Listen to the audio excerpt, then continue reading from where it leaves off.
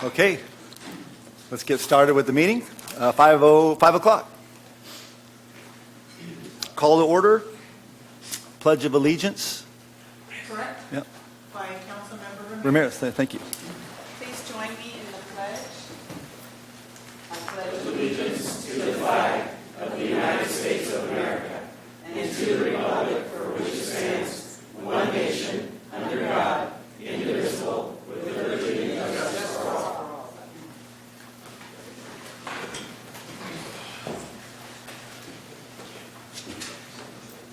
City Clerk report on posting of the agenda. Thank you, Mayor. The agenda for this meeting was posted on Friday, February 21st at 11:30 a.m. Thank you. Roll call, please. Councilmember Bracco? Here. Councilmember Fugazi? Here. Councilmember Marks? Here. Councilmember Hilton? Here. Councilmember Ramirez? Here. Councilmember Klein? Here. Mayor Bozo? Here. Board President Fayak? Here.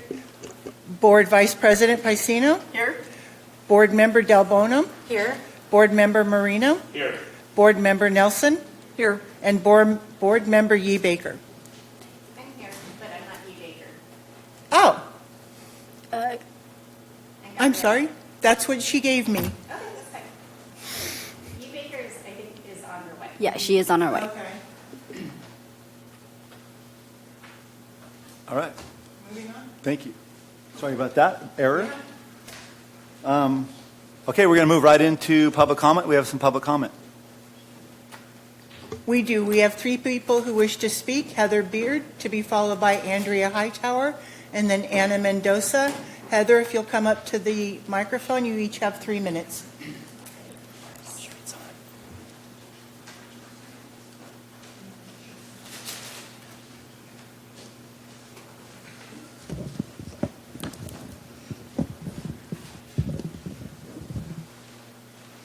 Hello, this is my first time ever being here. And I just wanted to introduce myself. So this is in regards to El Roble Park and School. So just kind of get you up to speed with that. So my name is Heather Beard, and I live by El Roble Park. I've lived here for 15 years, and the park has been a huge asset to our community. A park brings people together. Our daughters have played lacrosse, ran the fields, used the backstops, flown kites here for years. And now the park is very limited. I understand the fence is here. The fence is here to stay. But a compromise would be really nice. The field is not used at nights or on weekends, and there are many different solutions.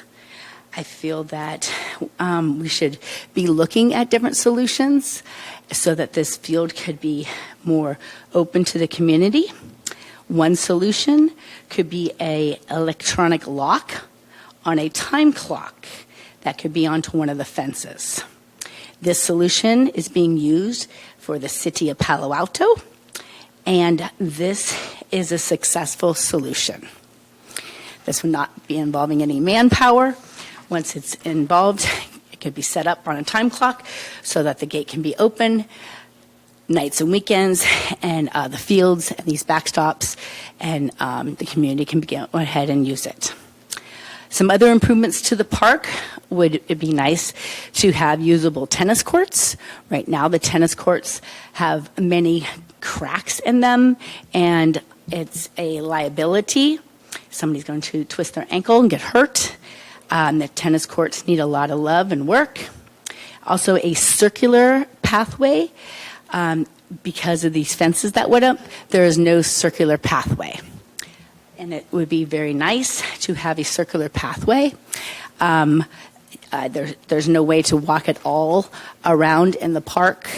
There's kind of a funky, short fence. And you cannot even walk the perimeter of the tennis courts. The way the fences are cut, you have to walk over. It's a very grassy area, and I believe in health for our community and for our children and for the residents, and that this is a community park and a way of bringing people together to get out and get exercise and not have to buy health clubs, and that we can restore our parks to a more usable space. So please help us to restore our neighborhood park and allow access to the public in our neighborhoods. Thank you. Any questions? Do we do questions or no? No questions or Our anything? next speaker is Andrea Hightower, Thank to be you. followed by Anna Mendoza. Andrea Hightower, and I'm going to be reading a statement from my daughter.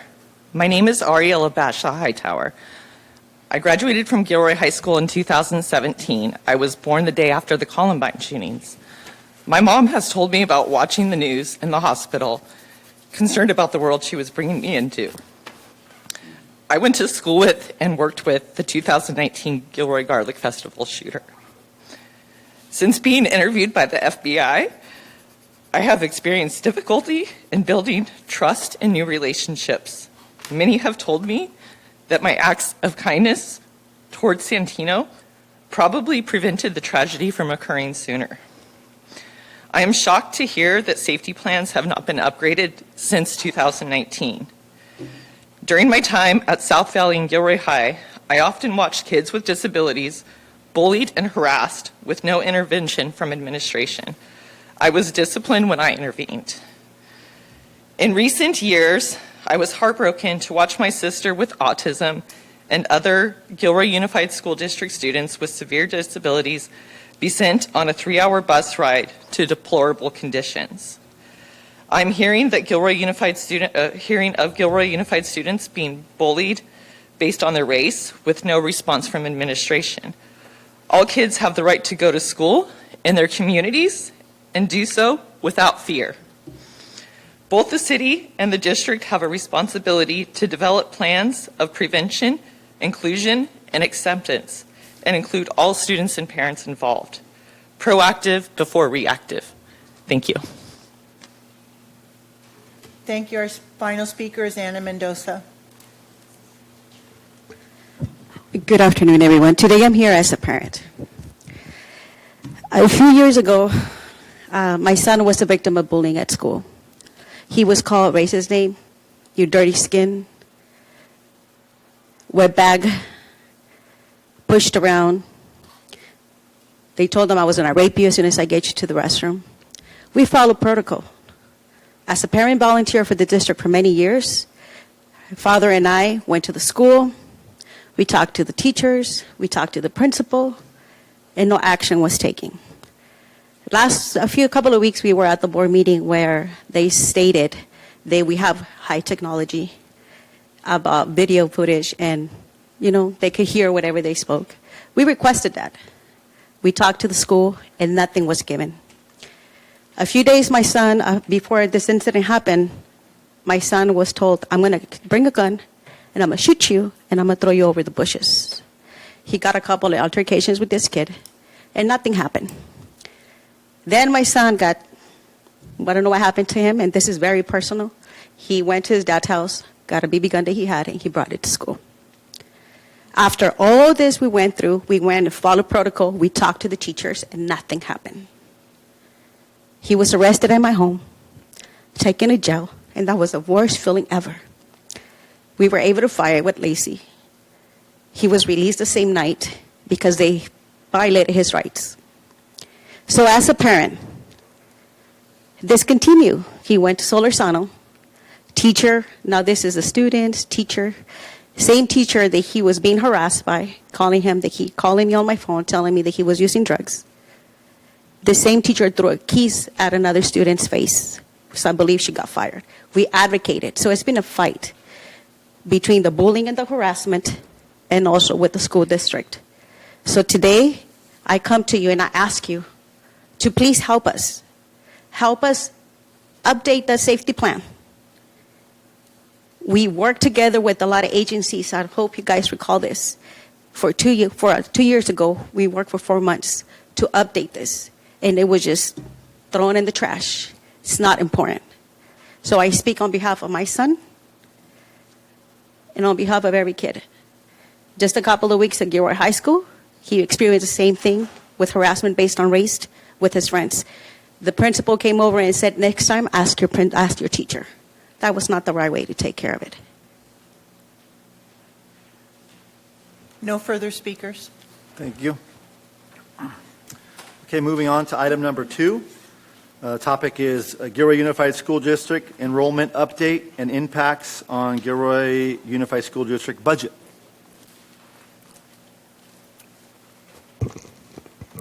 Good evening, board. Good evening, council.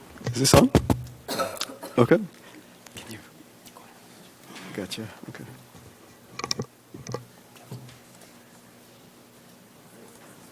Good evening. Can everybody hear me? Oh, Back there, goodness. they can't. Okay. There you go. If we can put up the volume, that'd be helpful.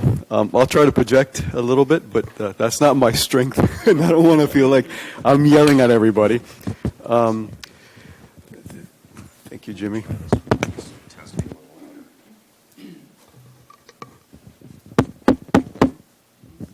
Good evening, board. Good evening, superintendent, mayor, council members. I'm Alvaro Mesa, Assistant Superintendent of Business Services for Gilroy Unified School District. The topics I'll be covering today are obviously the birth trends in the nation. I always like to talk about the nation, what's happening in the United States, because we have a global perspective, a phenomenon of really the source of declining enrollment is the decline of birth rates throughout the nation. We, of course, will get to the Gilroy-specific data, how that impacts enrollment, because our public school financing system for GUSD heavily relies on enrollment and attendance. And then I'll get into the 2 types of districts in California, and then review our summary of revenues and expenditures. This is what I was referring to in terms of the national trends. So from 22 to 23, we experienced well over a 2% decrease in number of births. Fertility is also experiencing a 2.5% drop in the same span. This is, of course, nationwide data. This is important to recognize because 4 years later and 5 years later, those become our kinders and our transitional kindergartner students. Historical birth data in our zip code, so this is specific to the 95020 Gilroy zip code. You can see that the peak enrollment took place in 2006. Back then, 5 years later, that would have meant a kinder cohort class in Gilroy Unified of over 800 students. So roughly about 80%, if you will, attrition, if you will, from births to kinder. But now we're looking at truly still historically low numbers at 756 births back in 2023. That would mean, a class of 500, 600 or so coming in 5 years later. So that we're still at a historically low level. I'm pointing this out because we're obviously fewer births lead to fewer children in our system. This is specific to Gilroy, of course. But not specific to Gilroy is other regions in California. And so we look at this projection going to 2031. So the way you read this chart is the bars are the number, sheer magnitude number of projected decline. It's school-age children. So obviously when you look at California, that is the aggregate total, expected to drop by about 523,000 school-age children by 2031. But then the relative percentage from 2020 all the way to 2031, so 6 years from now, we expect to see an almost 9% drop in that span of a little over a decade. When I looked at our projections and our Gilroy-specific data, when you look at the Santa Clara drop of almost 16%, that's almost exactly the number that we are anticipating at Gilroy Unified to experience 6 years from now. So the data trends on the statewide trends, but also our unique Gilroy Unified specific data is also pointing to a 16% drop of school-age children by the time we get to 2031, so 6 years from now. I'd like to thank the city and the city staff for working with our demographers. We routinely work with your planning department to figure out, what projects are in the pipeline, what the occupancy of those various residential developments are. Obviously, the student generation is really of key interest for us. So the generation of students will depend on the dwelling type. So multifamily dwelling will differ from a single-family detached dwelling. So essentially, what we look at is all the way to 2034, and you can see the data, based on the expected occupancy rates, we have our total projected student generation for various developments. So This coming year, we're looking at a total of 326 students in the various developments that we anticipate will be occupied by then.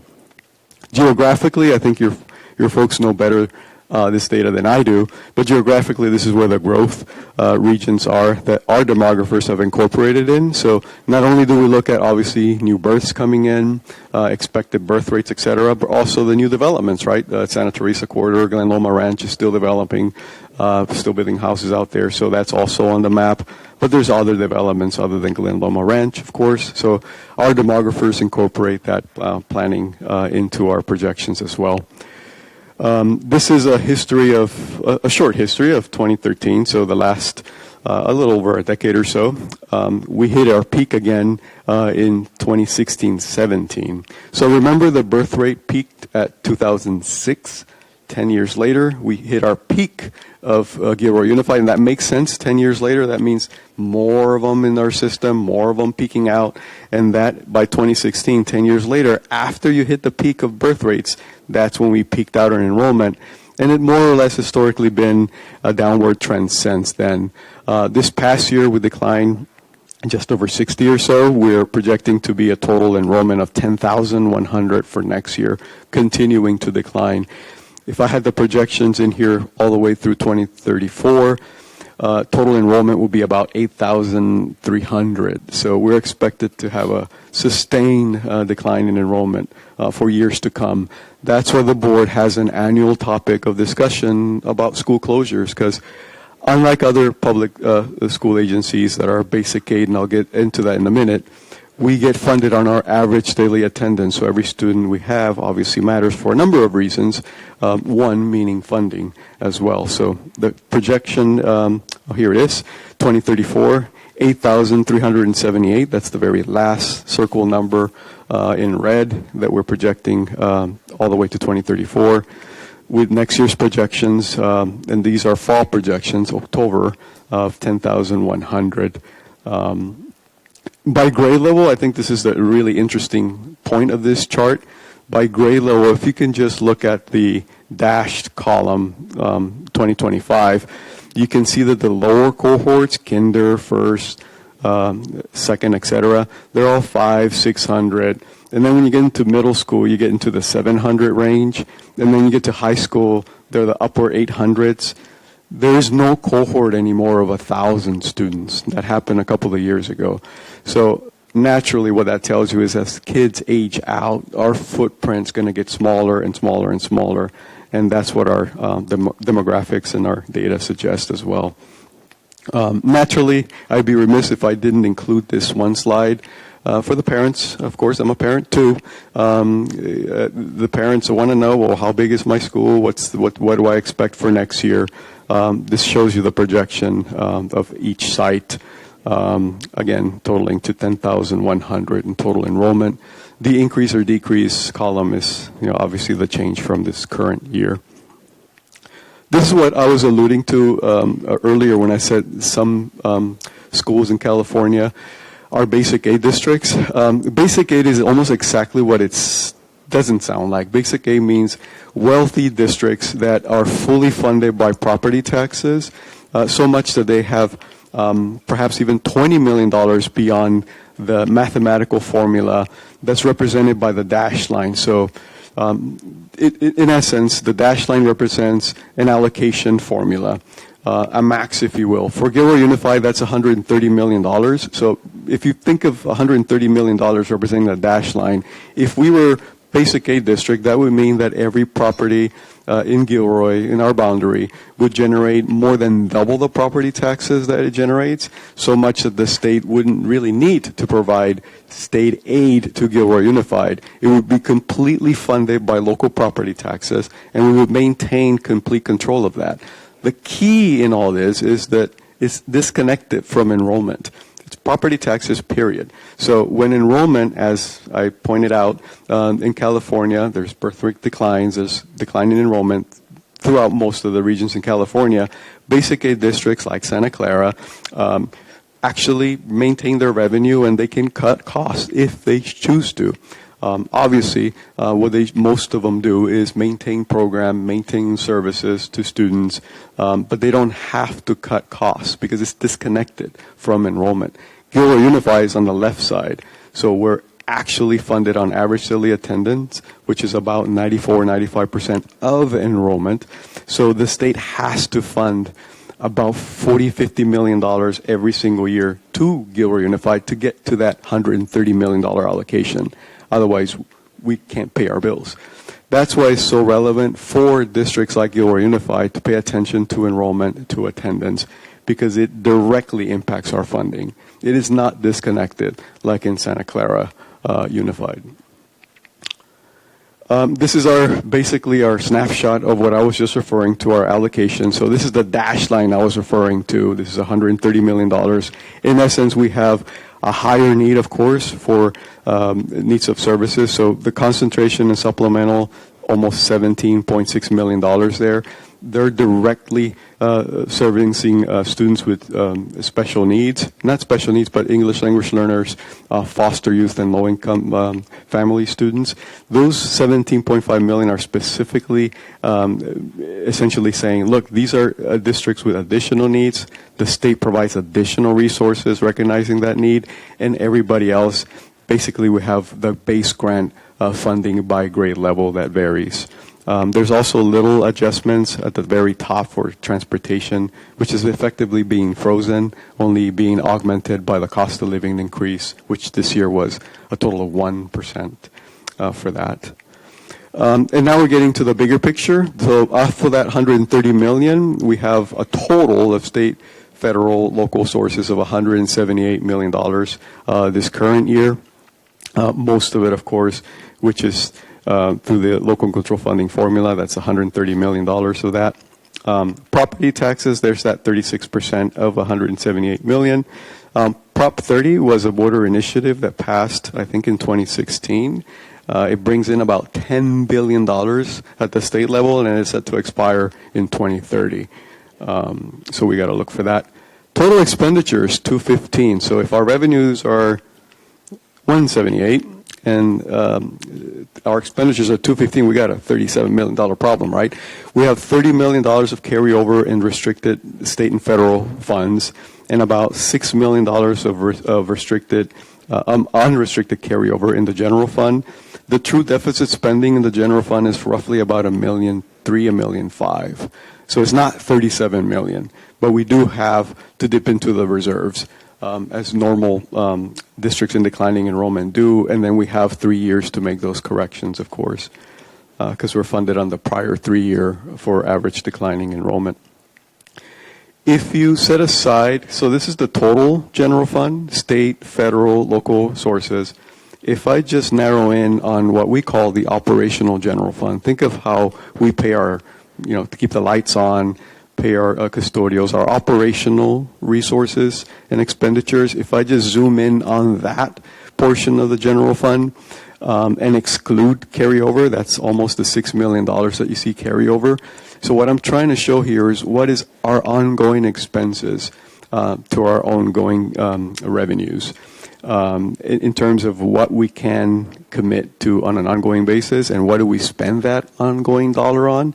88 cents on every dollar is spent on staff, basically. This is what that tells you.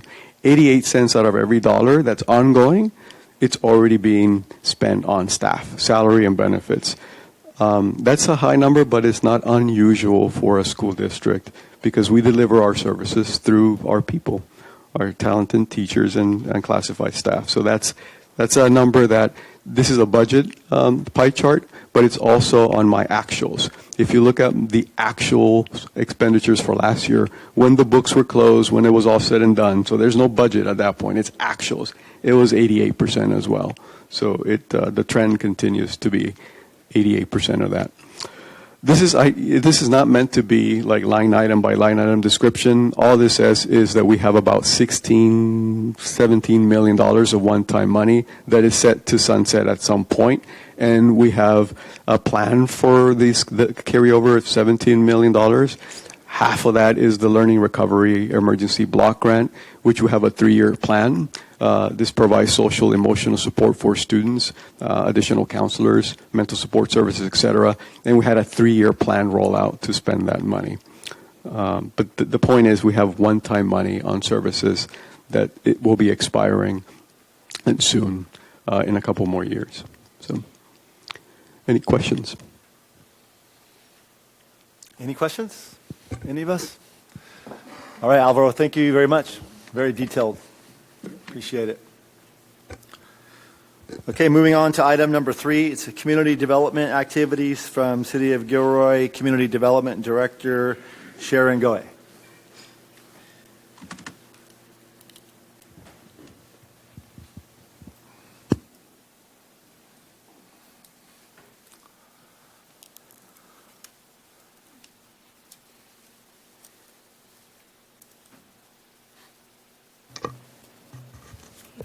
Good evening, Mayor, council members, and trustees of the Gilroy Unified School District Board, and members of the community. I welcome you here today, and we're going to give you a highlight of our development projects. This last calendar year in 2024, we issued about 177 building permits for residential units. And the year before was 188. And looking at the last 6 years, we average about 215 residential dwelling unit permits per year. So looking at this calendar year 2025, we're looking at probably about the same, around 180 to 200. And two notable, so this is just the highlight. So 2 notable residential projects completed last year. There's 29 single-family homes at Current Cottages, and a development that's at the corner of Hecker Pass in Santa Teresa. It's 120 units of a affordable apartment complex. There's also quite a number of units under construction, several different neighborhoods in the Glen Loma Ranch by different developers. Lennar Homes is also building, this is east of the golf course on Hecker Pass. And Warmington Homes is building 19 new single-family homes just right here at the corner of 6th Street and Prince Valley. And we have various projects that's also under review at different stages, whether it's through the planning application stage or the building permit stage. There's 8 single-family homes under building permit review. Gilroy Family Apartments, that's by the Rome developers. That's a 94-unit affordable apartment complex on Monterey, south of 10th. That has completed the architectural and site permit process, and is undergoing the building permit plan review process as well. And Renfu Villa, this 54 single-family residential lot development at Miller and Santa Teresa. The tentative map application is actually coming to council tonight, as well as the zoning amendment. So if you stay for the council meeting, you'll see this project coming forward. And then the 2 bullet points below that, there are just several more neighborhoods at the Glen Loma Ranch that's going to be built out. There's Town Center Flex and the 3 neighborhoods over there also, Canyon Creek, Rocky Knoll, and Malvisia 2. We also have 42 townhomes that's under review. There's a tentative map application and an architectural and site review also. And here's a highlight of some of the developments that was completed in 2024 in downtown. I won't go through each one, but hopefully you've visited many of those places already. We got the Gilroy Bowl, this parking lot at 4th and Monterey, and a couple of restaurants and alcohol places. And we've got Camino Coffee also at the corner of Monterey and 7th Street. And several restaurants also under construction. There's an Italian restaurant that's under construction, close to 3,000 square feet, tenant improvement. And the food court that's south of the archery store. There's going to be 4 commercial kitchens there, so that's also in the works. And several applications are under review. Just to highlight, there's a Portuguese restaurant that's under building permit review. And the Psycho Donuts and Pizza Box tenant improvement. We actually didn't hear from the applicant for some months, but they have re-engaged with us at the end of last year. So this application most likely will be also moving forward. And then here now is some highlights of the various commercial and industrial developments just across the city. Here's a list of notable accomplishments this last year. Hopefully you've shopped at some of these places. We've got shopping places and all kinds of different restaurants. So hopefully you've eaten at some of these places as well. We also had a large office tenant improvement for the DMV field office on Outer Mall Parkway. And Plaza Allium, that's the new shopping center that's being developed at 10th Street and Chestnut.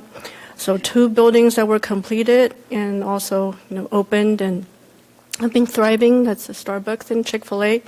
And 2 large commercial industrial buildings were also completed.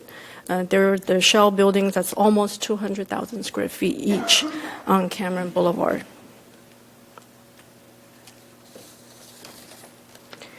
And here's a highlight of some of the projects across town that's under construction and under review. Floor and Decor, this is a tenant improvement for a specialty retailer of flooring and accessories that's going into the old Walmart place. That's on Royal Circle. It's in construction. It's almost done with the construction, so nearing completion. There's a self-storage on Gilman Road. You might have seen that construction happening over there, multi-building storage facility, totaling almost 58,000 square feet. We're going to have more restaurants too. This Meat Stew restaurant, it's going to the old Chevy's location. And that's under construction also. Dutch Bros Coffee, the review actually has been completed, and the developer is doing some value engineering. So hopefully in this calendar year we'll see something moving forward. And 2 pretty large industrial buildings too. The shell buildings have been complete on Rens Lane, and they just haven't pulled the building permit yet. And I mentioned the Plaza Allium, that shopping center, you see a lot of activity going on there. So 3 more buildings have been in the works, different stages of the building permit plan review. We have a hotel, a convenience store, and a car wash. There's also another seafood restaurant that's going to be at Rance Lane. That's the old Chili's restaurant.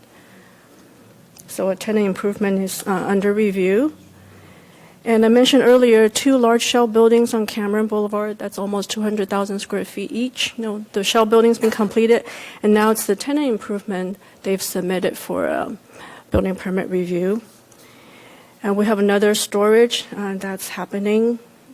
That's going to take place at Las Animas Avenue. The Gilroy Data Center on Camino Arroyo Drive. That is going through the environmental review process, and it's also going through a building permit review at the same time. Arco Gas Station, Travel Park Circle, that's almost complete. Staff is gathering the different conditions of approvals from various departments and divisions, and we'll be able to issue the approval pretty soon. And Heatwave has 3 industrial buildings on a vacant site. So they're going through the environmental review process. Lock Tech, that is a furniture and home improvement product distributor. And you can see the square footage is pretty large, 3 buildings totaling over 440,000 square feet. And that is also in the review stage under the architectural and site permit application. And we also have something on Leavesley. This is the Santa Clara Family Health Plan Resource Center that's doing some exterior modifications and site improvements. And this application is also under review. And as I mentioned, these are just some highlights. There's a lot going on, as you can see. And I also want to take this opportunity to thank our team in the Community Development Department, our building team, planning team, and fire prevention team who've been working really, really hard to assist the applicants and make these projects happen. So, thank you. Thank you, Sharon. Any questions for Sharon? Michelle? Hi. Hi. Psycho Donuts?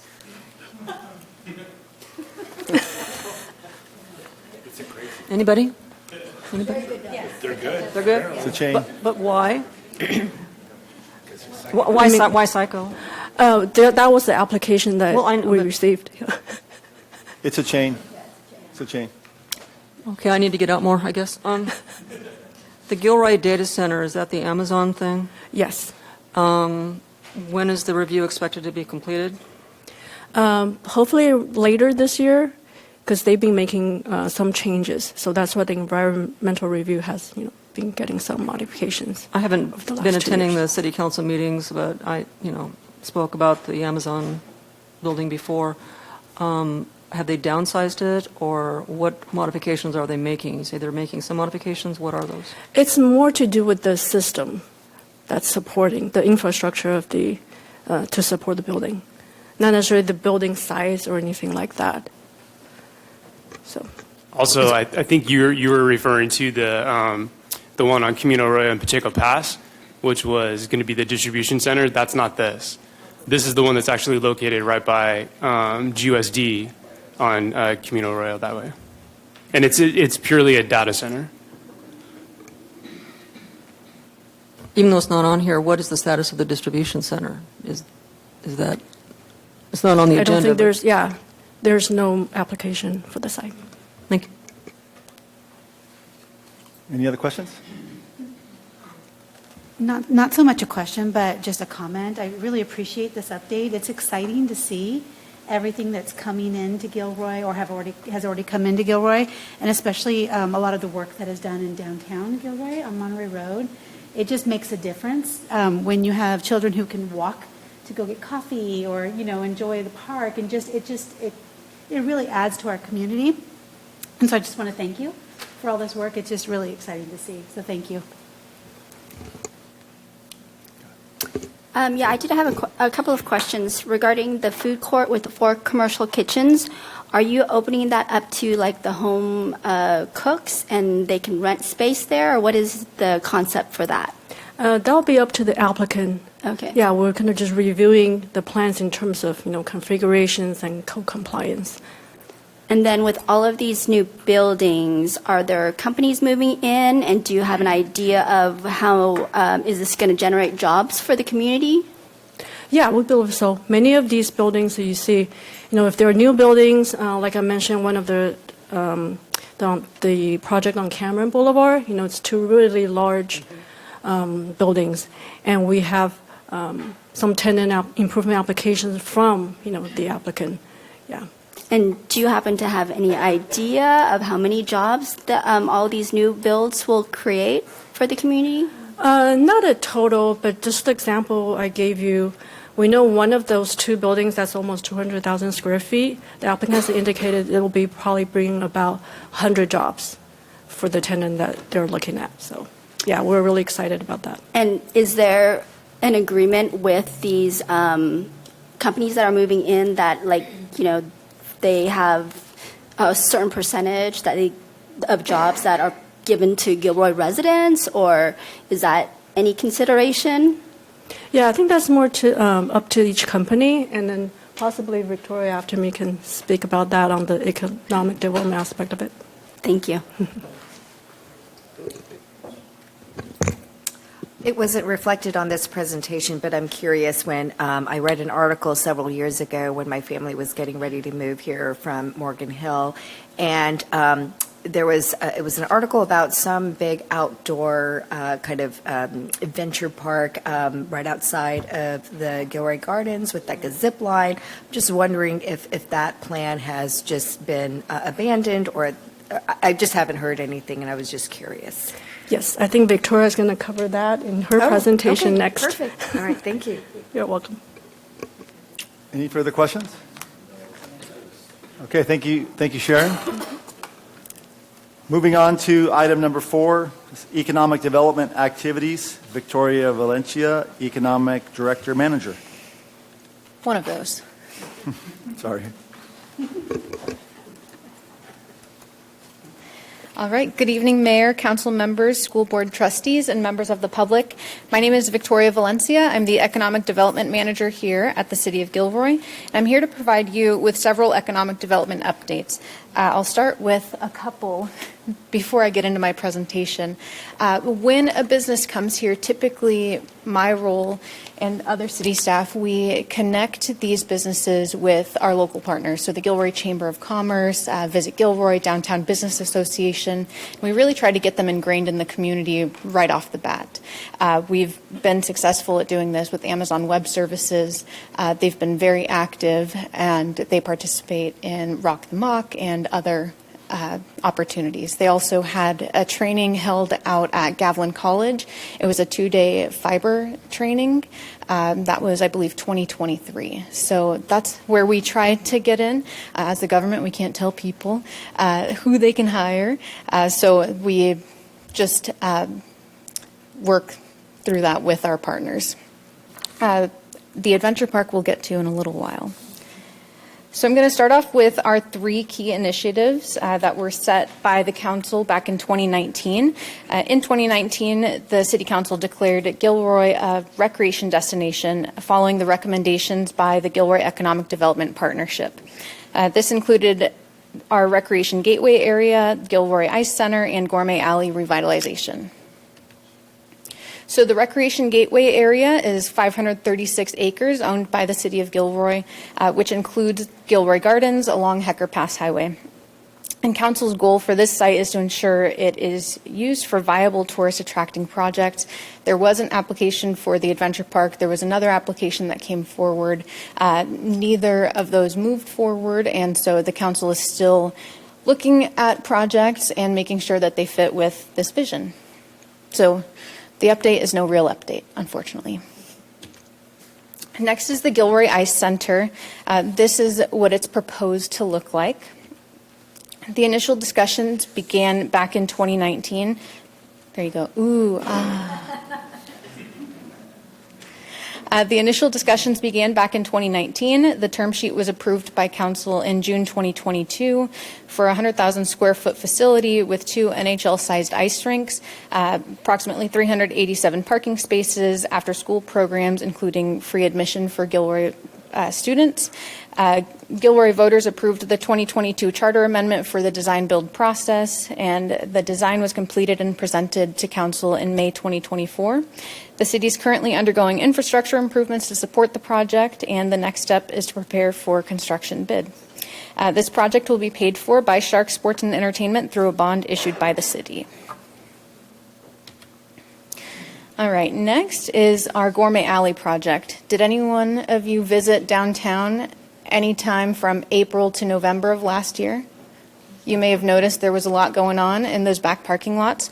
The city received a grant, a $3.9 million infrastructure grant to improve the alleyways in downtown. Prior to this grant starting, you may recall that there were dumpsters in the alleyway.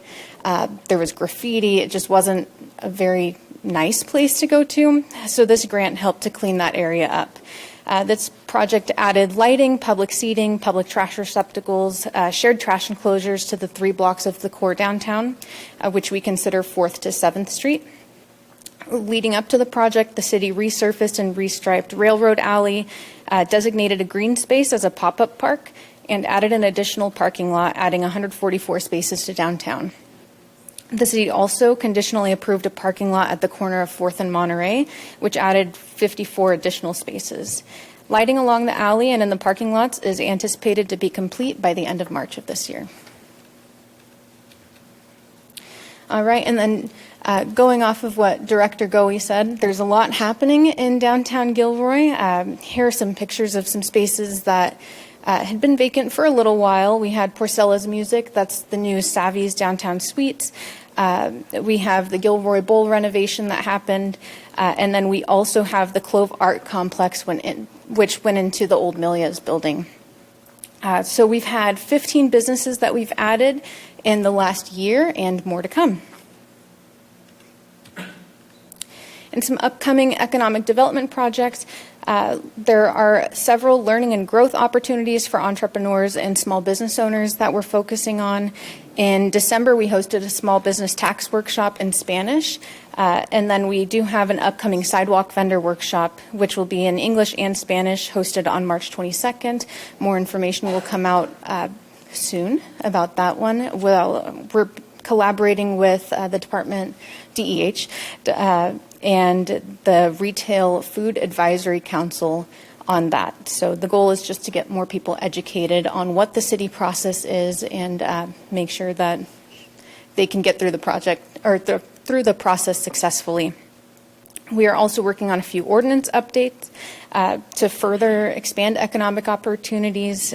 One is our special events ordinance, and the other is a mobile food vendor ordinance, which will focus on food trucks. Lastly, we are working on updates to the Economic Development Strategic Plan and the Downtown Strategic Plan. So more information will be coming on those soon. And that concludes my report. Thank you so much. Any questions for Victoria? I do. Sure. So one of the things that I recognize in going downtown is that there seems to be a lot of newer beer, alcohol-related establishments, which I think it's great. You know, we might have some really great, a lot of people who are into beer and wine connoisseurs.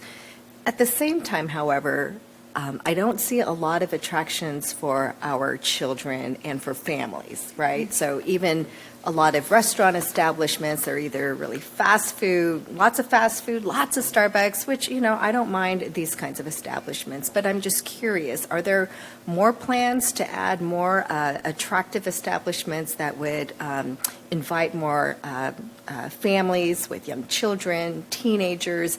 I haven't yet tried out that Savvy Sweets place, which I'm really excited about, but I just don't see a draw of that in the downtown area, especially when every time I go down there, I'm like, oh, here's another tap room. Okay, well, that's not a place that my family would essentially go. So I'm just curious, kind of maybe the planning around all of these it just seems like they're like every other building. It's like, what is this become? And I've read some of those community forums, and there seems to be a sentiment like, okay, do we really need another tap room? So I'm just curious what the mindset and some of the discussions that were around, and why do we have to have? I think I just saw here there was 5 new establishments related to alcohol.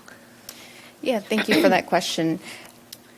Let's see, just like we're not able to tell businesses who they can employ, we can't tell a property owner necessarily who they can rent to, who they can lease space to. In these downtown strategic plans, we can provide some guidance. We could provide with community input what we think would go best, but ultimately it's the property owner that does decide that. I will say, though, that the city has made an effort with the dedication of the pop-up park and the revitalization of Gourmet Alley to make our downtown a more walkable, more family-oriented space. And we've seen Savvy Sweets come in and Camino Coffee. We've seen the bowling alley revitalized. So I think we're at the start, and we're creating that space so businesses like the ones you'd like to see there will want to come to downtown Gilroy. Go ahead. Thank you for your report. And again, it's really exciting to see everything that's happening downtown. Where would one find maybe a list of events that would happen in Gourmet Alley? Because I know the weather's getting better. I'm getting excited to see like food trucks that are coming or events that might be happening. Where would we find that information? Sure. So the events that are currently held in downtown are hosted by various organizations. The Downtown Association is one of them. The Chamber of Commerce puts on another, and other organizations. La Ofrenda has a great event in November. Visit Gilroy is probably going to be the best site. They keep a pretty comprehensive list of any community event. So visit Gilroy.com. They have a new website that just launched. Check it out. Very user-friendly and available in several different languages. Not a promotion. Yeah, go ahead. We're in the business of, educating students, and one of our key initiatives in the next couple of years is CTE Pathways. So I would love to see a closer working relationship between GUSD and the city, where when these larger companies come in, that we can have conversations with them in terms of, workforce readiness programs, so that our students, not all of them are going to go to college, right? They might go to Gavilan, but they need to have a good, high, paying job, not necessarily super high, but livable wage jobs. So I would love to see something like that flourish, because we know our kids, there's not a lot of things for our kids to do here to keep them out of trouble. And I believe you can, as part of the negotiation process in terms of allowing a company here for permitting and all that stuff, you can say, let's say 10%, and negotiate 10% of the jobs that you're going to generate, you're going to give first right of refusal to Gilroy residents. I think that is a good plan to, again, benefit this community, the people that are already living in this community, versus other people that are commuting into it. Thank you. I have a question, but I think it might be a stupid question. No. Okay, No. all right, good. Is the Gilroy Unified School District a member of the chamber? Yes. We are. Okay, that's my question. Thank you. All right. Thank you so much. That was not a stupid question. Okay, thank you, Victoria. Moving on to number 5, school resource officers. I believe it will be Gilroy Police Department, Captain Juan Rocha. Good evening, Mayor, Council, school board members, and members of the public. Thank you for allowing me tonight to provide a quick update on our school resource officer program. We currently have 2 SROs assigned to Gilroy Unified Schools. Officer Estela Rocha, her primary high school is Gilroy High School. She actually started as one of our dispatchers over 10 years ago. She's bilingual, and she's been an SRO since August of 2024. Our other SRO is Officer Dustin Odell, and he is assigned to Christopher High School. He's been an SRO since 2022, and he's been an officer for over 11 years now. And most recently, he was joined by his new partner, Maui. Our council approved a therapy dog, which was assigned to Officer Odell. Maui is a 1-year-old Australian Shepherd, and as you can imagine, he was an instant hit with the students at the different schools. So in order to provide coverage 5 days a week at the different schools, one of the SROs works Monday through Thursday, and the second SRO works Tuesday through Friday. Currently, GUSD and the City of Gilroy are year to year on the MOU agreement for the SRO program. And renewal of the MOU is coming up, but usually the city will wait for GUSD to approve the MOU on their end.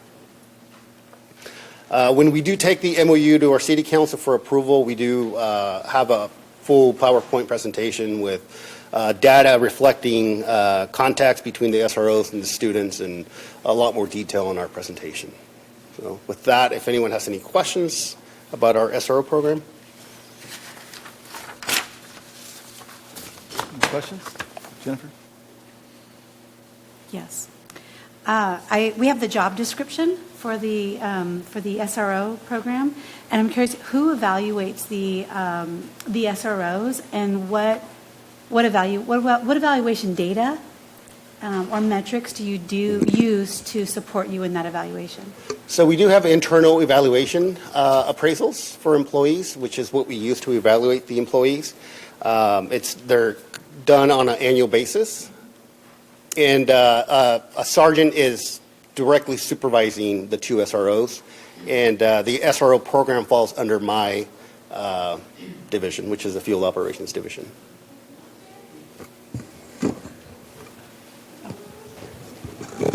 And for Gilroy Unified, we have asked for and received information based on surveys of staff and parents and students. The SROs bring us data, how many kids they've seen, what kinds of events, and that's the information we use on an annual basis. And I know in the past the city has wanted to do a multi-year.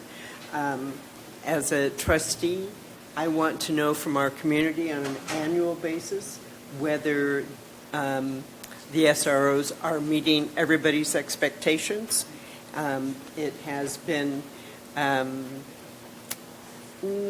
mentioned by some family members and some community members that is this a good use of funds?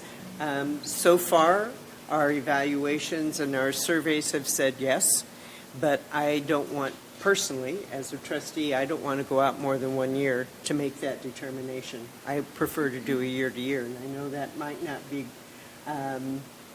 advantageous for the city, but I think we need to know on an annual basis how the SROs are working with our kids and our families.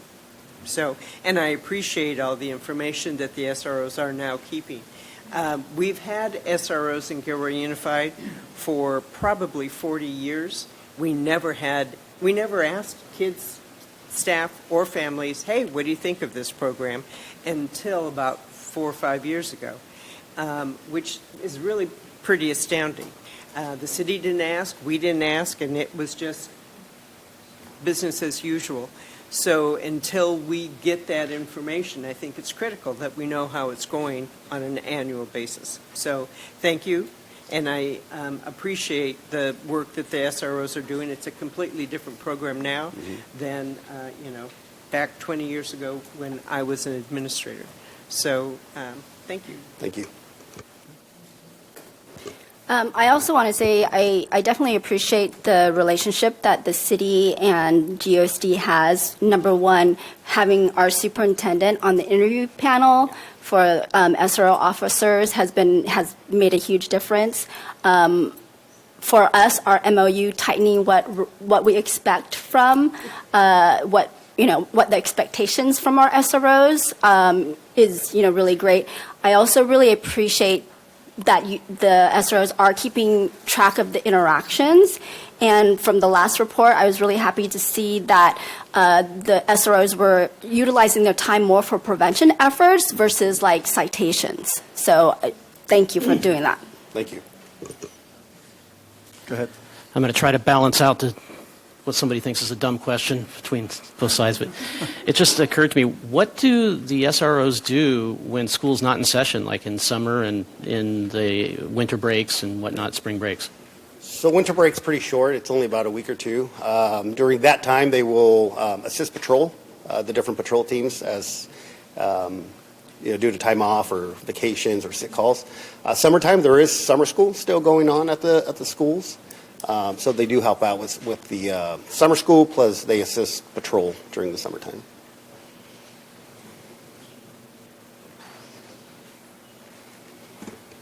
Sorry. When I look at the MOU and the job description and the purpose of the SROs, the purposes that are listed here are really vague, and so I think it would be important to really hone in on what we're really trying to achieve with this program because, and first I just need you to understand, I'm going to speak now about why I don't think we need 2 SROs, but I value our police department very much. Our school community resource officers are wonderful people, but I'm also looking at where I think the best use of our dollars might go, and I believe our dollars would be best spent with prevention. We spend, our contribution, it says, is $310,000 from the school district to fund the SRO program with 2 school community resource officers. And we can't, in my opinion, we can't afford it. And I know the police department probably feels the same way. Prevention really is the best use of, our time and energy.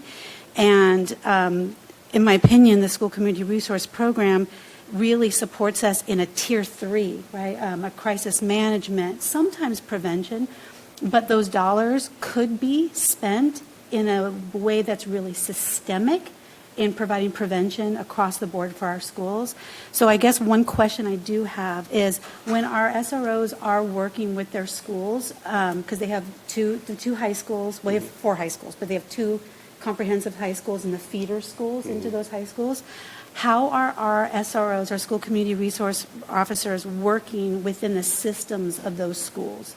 Like, for example, are they on the school climate team for those schools? Are they on the cost team, the coordination of services team, the MST team, the multi-service team for those schools? Are they integrated within the school teams? I don't believe they are integrated, but they respond on when they're needed, when they're called upon. They're not, being proactive. Most other contacts are, just social contacts, breaking the ice with kids, just being on the campus and having a uniform in place. Yeah. And I'm wondering if there's an opportunity for discussion about how the South County Youth Task Force could really play a more coordinated role in supporting with the prevention efforts, even more than they are, so that we can reduce our school community resource officer staffing from 2 to 1, is what I'm wondering.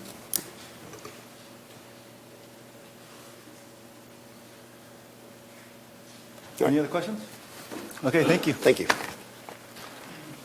So now we're moving on to number 6 and 7. We can kind of combine these, but this is just right into city or Gilroy Unified School District news. If anybody has comments or questions, and maybe I'll start. I'll just ask a question to our city manager, Jimmy Forbes, like questions like that about these policies and financial agreements and joint use agreements with the school district. Is this something that we can ask staff to go back to? Is that?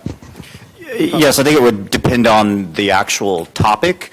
But for SROs, the city of Gilroy provides those SROs at the request of the school district. So any adjustments that would be wanted to be made, and that should be done at the GUSD level. Then you make the request to us. But for joint use agreements, give an example of the fence that we've been talking about a little bit, things like that. Yeah, those are things that we as staff can go back and work at the staff level and see what's the options, and then go back to our individual boards. But again, the fences are the GUSD, so we would only probably be able to make a recommendation, but it's something we could work on. Any further questions regarding these two topics for us? I mean, the 8th topic, again, is future agenda items. I've got a couple to kind of build off what you were talking about. So I think we've identified kind of 2 other things between what all of us we're a brand new mixture of people, right? Brand new elected. So there's 2 other items that I'd like to add on here. One of them is to talk about joint use agreement updates. Maybe there's some best practices that we're missing out on, but that would give us the space over the next year for staff level to come together and any member of your board and our council to come together to have updates on that. And I'd like to see the South County Youth Task Force elevated. They do a lot of good work in our community between the policy team and the tech team, and it really brings together a wide range of school district and staffers, and I'd like to see that put on our agenda. So the same idea. We can have the space over the next year to be able to provide some updates on those. And I'll add that a little bit. So in regards to joint use agreements, so far I know I've only really heard 2 topics, and that is fences and SROs. But I think it would be nice if we included in those joint use agreements is the idea of some cooperation between facility usage. I do know you talked about having a new group of people, which is great. We have a new active recreation commission, and they're interested in seeing how we can have some joint use agreements with some of the facilities with Gilroy Unified School District, so we can have some of those activities that you talked about for our kids that are a little bit more abundant and become the normal in our community again.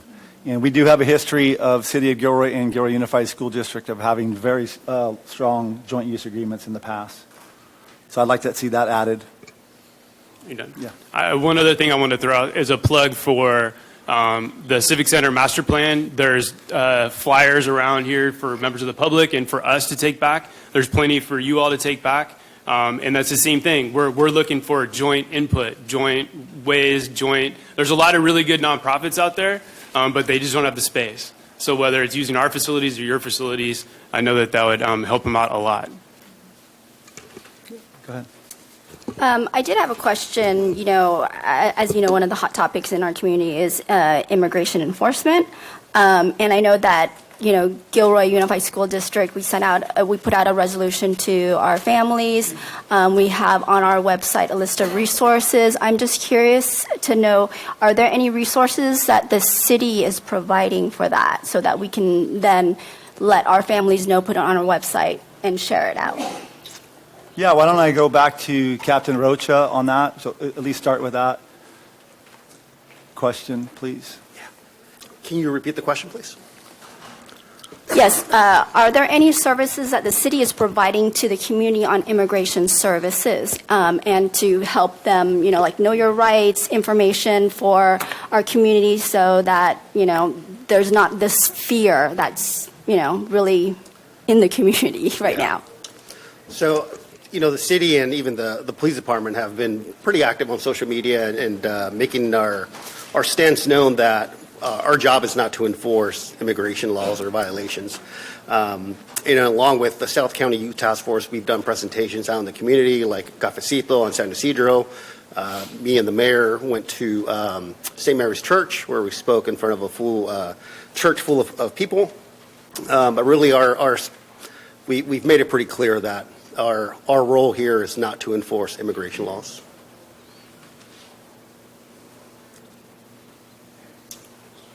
Further questions? That you've made very clear, and thank you for sending that out. I read the press release and all of that, so that's great.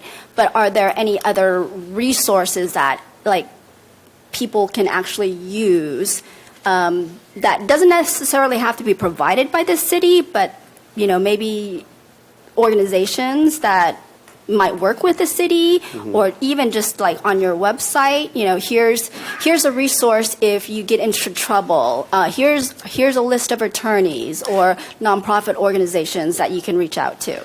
So we can provide advice to the public on how to deal with immigration if they're stopped or potentially contacted.